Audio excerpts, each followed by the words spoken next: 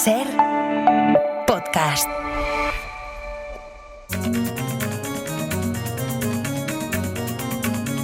Hoy por Hoy Magazine.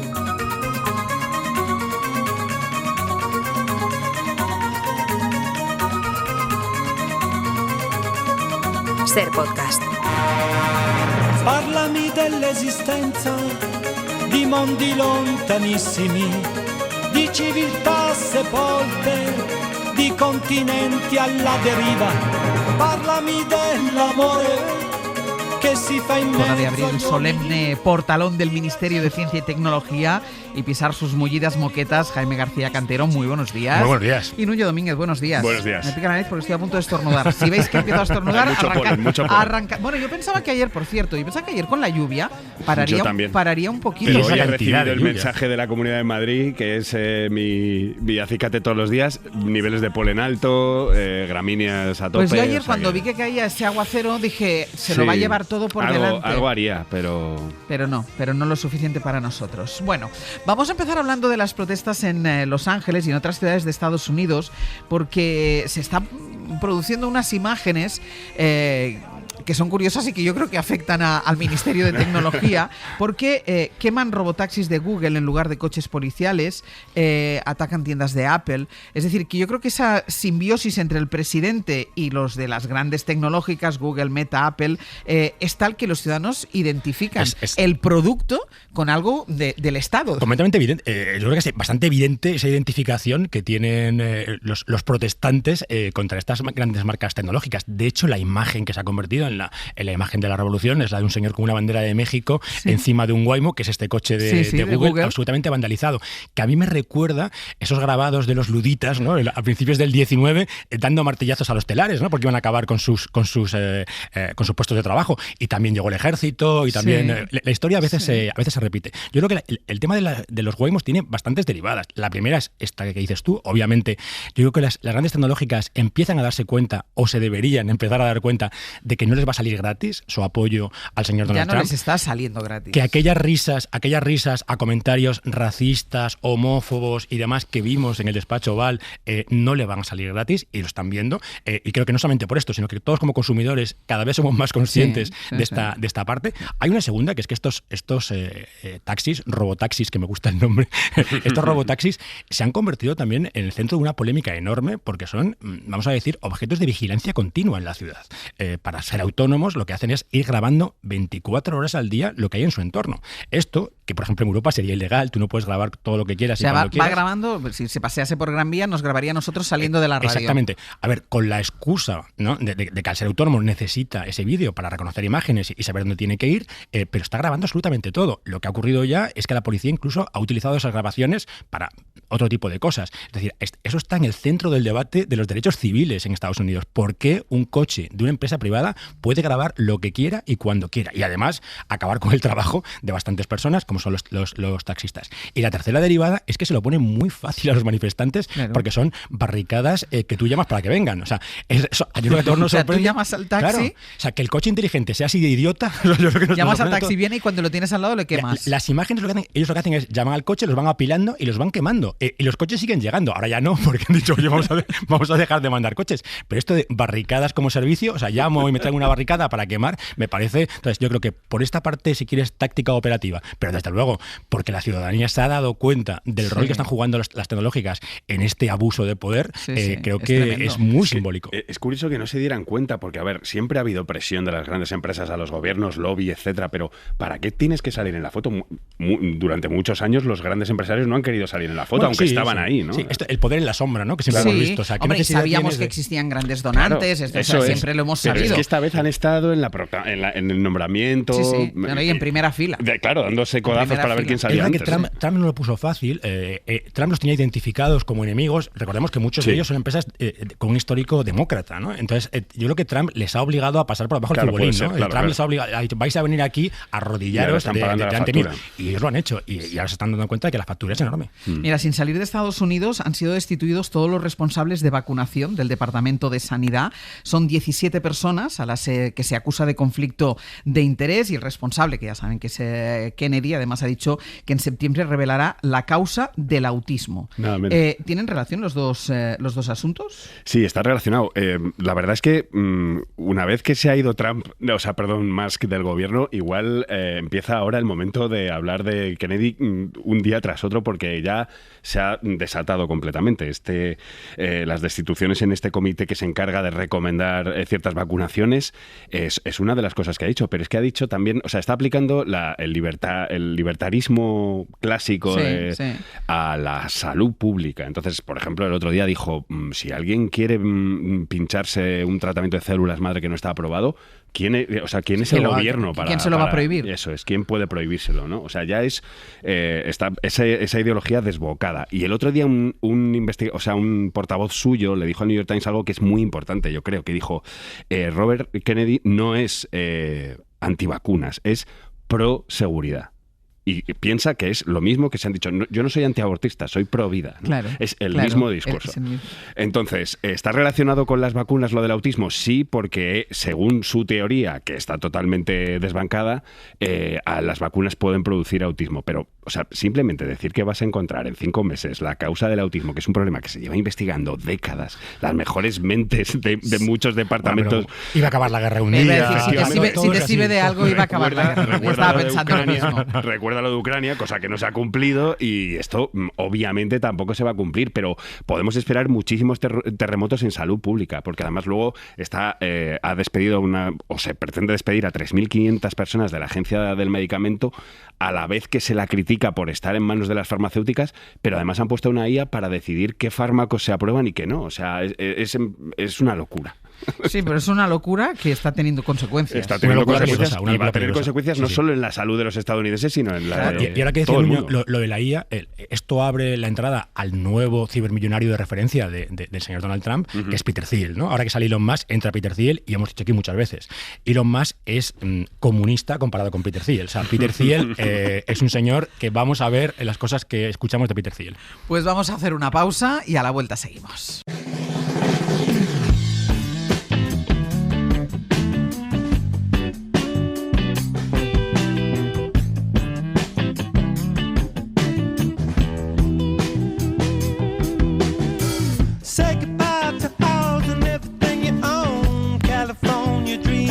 Sigo con Jaime y con Nuño, nuestro Ministerio de Ciencia y Tecnología. Hablábamos antes del conflicto de intereses, porque hablábamos de los de las grandes tecnológicas junto con Donald Trump.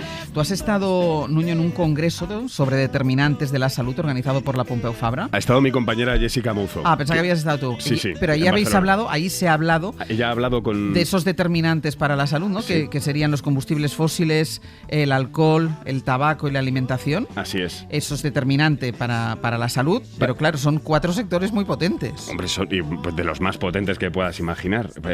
Y esta mujer a la que ha entrevistado Jessica, Ann Gilmore, es experta en las tácticas, estrategias, triquiñuelas que utilizan estas empresas para hacer llegar su mensaje, ¿no? Y una muy interesante es que invierten algunas de ellas en I+D más que algunos estados para generar estudios que diluyen o cuestionan la versión, por así decirlo, mayoritaria de la ciencia en cosas evidentes en tiempos pasados, como por ejemplo el humo del tabaco.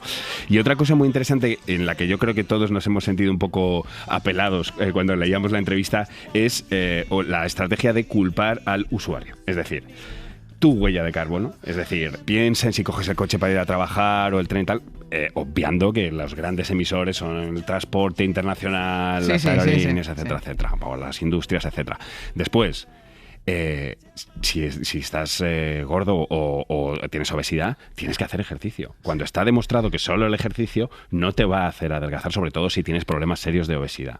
Bebe con moderación. Sí. Ahí está la industria del alcohol, ¿no? Bebe con moderación, es tu responsabilidad. Yo te puedo poner anuncios en todas partes, pero bebe con responsabilidad. ¿Y el tabaco lo mismo? Y el tabaco lo mismo, ¿no? Entonces, para eso yo creo que existen agencias de salud pública desde hace mucho tiempo, y existe una competencia del gobierno que es la salud pública, proteger la salud pública. Por supuesto, ella habla de que hay que subir los precios de las cajetillas de tabaco, conseguir que en los espacios públicos endurecer más la ley del tabaco. Eso es, sea algo impensable. Sí. Pero lo que tampoco podemos esperar es que todas las personas tengan la fuerza de voluntad para controlar su cerebro ante sustancias que son tremendamente adictivas. Sí. O sea, está demostrado que el tabaco es muy adictivo y nuestro cerebro nos boicotea constantemente. Entonces, por eso existen autoridades que tienen que ayudar al ciudadano. Pero eso yo te lo llevaría a todos los terrenos, es decir, lo mismo tú ciudadano, tú recicla, que es lo que hay que hacer, Efectivamente. Es lo que hay que hacer, pero no toda la responsabilidad de los males del mundo es mía. Cuando la gran responsabilidad es de grandes Claro. industrias que no están No posiblemente consumas cumpliendo las plástico, normas. pero si voy al supermercado y solo puedo comprar Es cosas que imposible. están envasadas en plástico. Y bueno, todo esto lo llaman los determinantes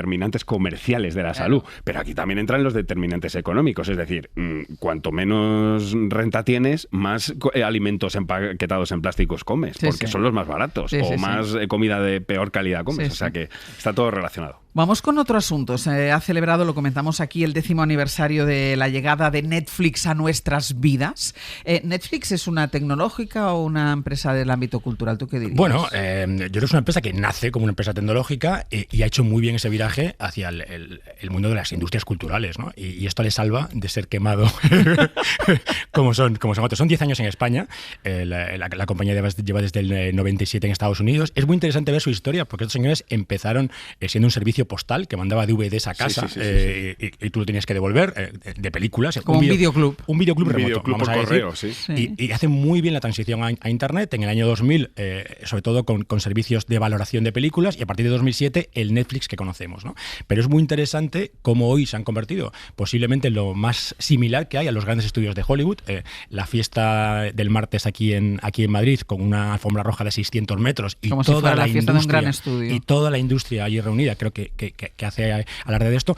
Pero sin perder esa parte tecnológica que si yo he estado alguna vez en los estudios aquí en Tres Cantos, es alucinante cómo eso es un centro de alta tecnología, ¿no? Con su propia nube, ellos son capaces de todo lo que graban, editarlo y que el director lo pueda ver esa misma tarde en su teléfono móvil, o sea, cosas, la tecnología aplicada al mundo del entretenimiento, y eso es una pasada absoluta. ¿Fue determinante la llegada de Netflix a nuestras vidas para que cambiáramos el modo de ver la televisión? Porque es verdad que no es la primera plataforma de pago, antes teníamos, bueno, desde Sí, el origen de sí, Canal Plus, es decir, sí. que sí que hemos tenido, pero ¿Netflix fue determinante? Sí, yo creo que sí, sobre todo porque Netflix cambia el modelo de negocio completamente, ¿no? Porque lo que hace Netflix es televisión de masas de pago. Lo que teníamos antes era la televisión de pago era por su propia definición exclusiva, ¿no? Si os acordamos antes de Netflix, yo pongo siempre el ejemplo de los Serrano y los Soprano, ¿no?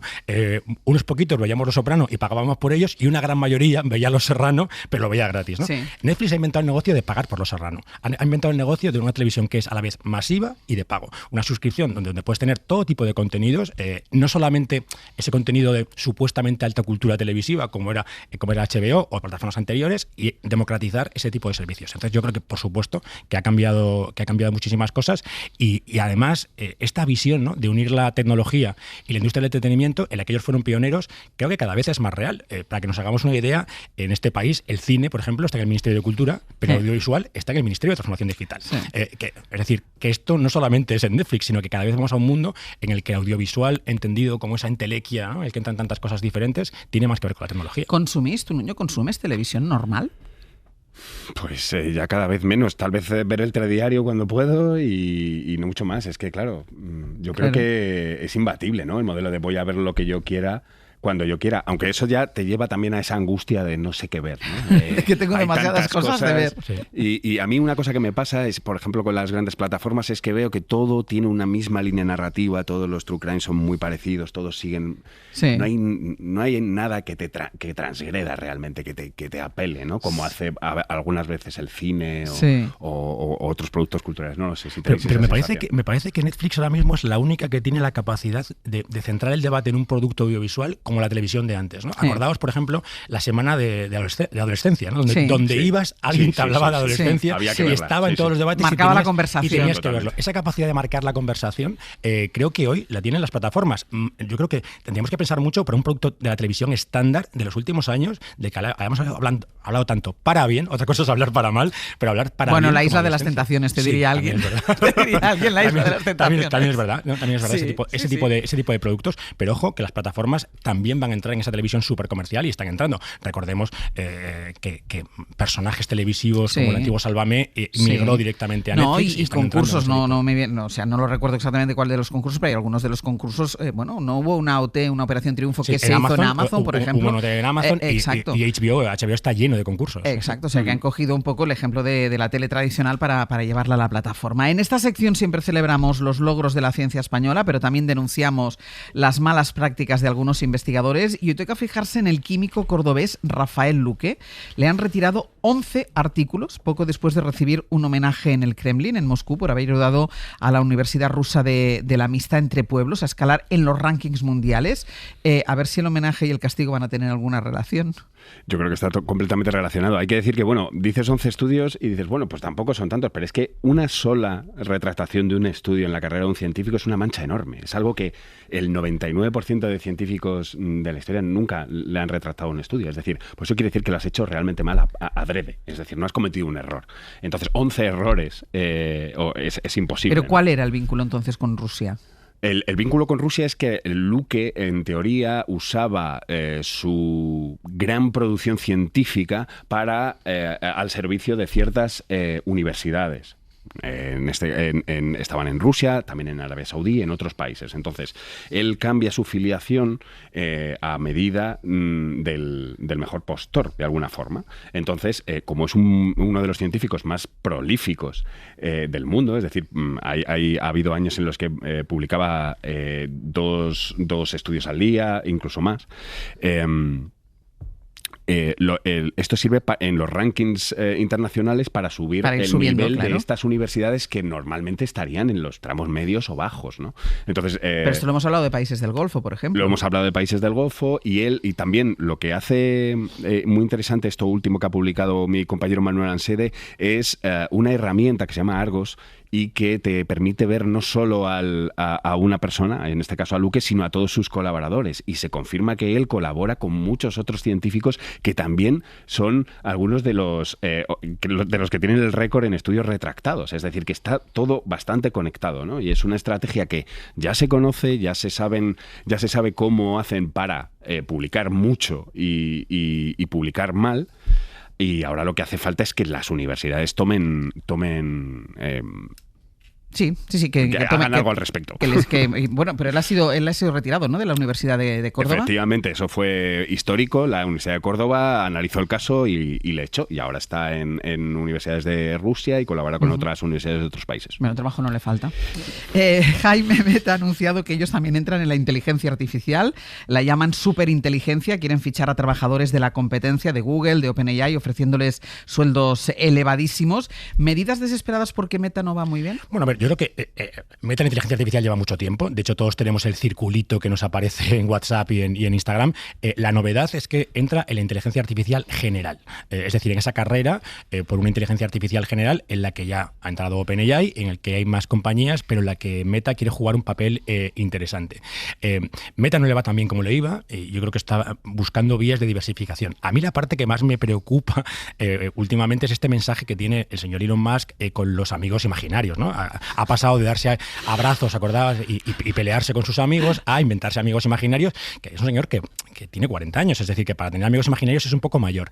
Y todo esto va de que están diseñando una línea de producto que tiene que ver, si quieres, con el capitalismo más emocional, ¿no?, que es venderte amigos. O sea, tú pagas una cifra módica y vas a tener un montón de amigos virtuales creados por Meta. ¿La inteligencia artificial de Meta valdrá para esto, para crear amigos imaginarios? Pues a lo mejor sí, pero pensemos, ¿no?, que una compañía con la presencia que tiene Meta en nuestras vidas, que al final, nos guste o no, todos llevamos WhatsApp metido en nuestro bolsillo, pensemos las derivadas que tiene una inteligencia artificial general en un producto de tan amplio calado como es WhatsApp, y desde luego es estremecedor. ¿Pero por qué dices que a Meta no le va tan bien? Si Meta forma parte sin Meta no podemos vivir en nuestras vidas, aunque no seamos conscientes de ello. Yo creo que estas compañías, a Meta le va muy bien, pero estas compañías, para valer lo que valen, tienen que crecer muy rápido, ¿no? Y yo creo que todos vemos que a ellos pues el negocio de WhatsApp es enorme, pero muy estable. El negocio de Instagram sigue siendo la parte que tiene algo de capacidad para crecer, pero Facebook, que era la joya de la corona, empieza a ser una plataforma con poca actividad, ¿no? Y ellos tienen que inventar cosas para seguir creciendo. Yo digo, no es que les vaya mal, es que a lo mejor no les va tan bien como una valoración como la que tienen exige, ¿no? Entonces, para tener esas cifras, esos multiplicadores, necesitas estarte inventando negocios continuamente. Y estos días ha aparecido en escena una empresa de la que no oímos hablar tanto, que es IBM, con el nuevo Quantum Starlight, que es un superordenador cuántico y resistente a fallos. ¿Esto qué significa? ¿En qué se traduce esto?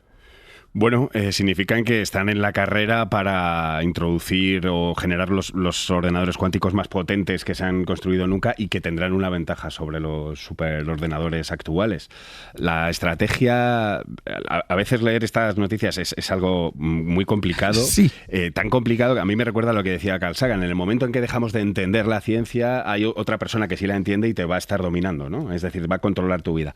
Bueno, pues hay que empollar muchísimo porque es muy difícil de entender, pero básicamente la estrategia de IBM es el equivalente a los bits de la informática tradicional. Está el qubit, el bit cuántico, ¿no? Entonces, hay bits cuánticos físicos, que son componentes atómicos, por ejemplo, que son muy interesantes porque cualquier cosa que intentes hacer para influir en ellos desvirtúa completamente el mensaje, con lo cual da mucha seguridad. Pero después también esos bits físicos, qubits físicos, te pueden servir para hacer qubits, por así decirlo, virtuales. Entonces eso potencia muchísimo más la capacidad de cálculo de los ordenadores cuánticos. Y esa es la estrategia que han presentado con este nuevo ordenador y va a ir aumentando progresivamente hasta la próxima década, en el que tendrán ordenadores realmente potentes. Siempre estamos a 10 años. En los ordenadores cuánticos, sí. Hace 10 años estábamos a 10 años y hoy seguimos a 10 años. Es preocupante porque muchas veces no suelen publicar todos los datos sobre estos ordenadores. En estos casos sí que han publicado estudios que están en abierto y se pueden consultar en revistas científicas de máximo impacto, pero muchas otras veces estamos en manos de lo que dicen estas compañías, ¿no? Entonces, de que nos lo creamos o no nos lo creamos. Pero es verdad que los avances por primera vez empiezan a ser significativos y vamos a decir, y tocables, ¿no? Le hemos hablado aquí, hay una compañía en Barcelona que está haciendo un ordenador cuántico que se llama Kilimanjaro. En el País Vasco hay 2 ordenadores cuánticos ya instalados, uno de IBM y otro de Fujitsu, que se empiezan a ver cosas tocables. Es verdad que mucha gente te dice, bueno, el de Fujitsu no es exactamente un ordenador cuántico, es un emulador cuántico. Bueno, ya, pero funciona como un ordenador cuántico y permite a los científicos empezar a hacer este tipo de aproximaciones. Y lo último, Nuño, esas imágenes que hemos visto del Sol, ¿qué nos enseñan las imágenes y por qué son importantes? Pues son importantes porque... Son fascinantes, eso seguro. Son fascinantes y yo creo que van a ser más fascinantes porque esto es solo el aperitivo, es decir, son unas poquitas imágenes que ha podido mandar la sonda. Pero después del verano vamos a tener ya todos los datos, todas las imágenes que ha tomado de los... sobre todo del Polo Sur, pero probablemente también del Polo Norte. Y son un hito histórico. Ninguna otra nave se había acercado tanto al Sol para ver con cámaras los polos. Son importantes los polos porque no sabemos si pasa lo mismo que en el resto de la estrella. Nosotros vemos el ecuador desde la Tierra y el resto de planetas, todos orbitamos en ese plano del ecuador del Sol, ¿no? Y por primera vez una sonda europea se ha salido de ese camino para ver los polos. O sea que es muy interesante y lo que están viendo los científicos es que es muy caótico. O sea, hay campos magnéticos, que es lo que alimenta realmente el poder tanto de vida como destructivo del Sol. Y no entiende muy bien en qué parte del ciclo estamos y cómo posiblemente, ojalá, se vaya ya calmando, porque hemos pasado el máximo solar, se vaya calmando hasta dentro de 4 o 5 años que alcanzará su mínimo. Pues lo vamos a dejar aquí, si os parece. La semana que viene más, ¿vale? Gracias. Perfecto. Hasta la semana que viene. Para no perderte ningún episodio, síguenos en la aplicación o la web de la SER, Podium Podcast o tu plataforma de audio favorita.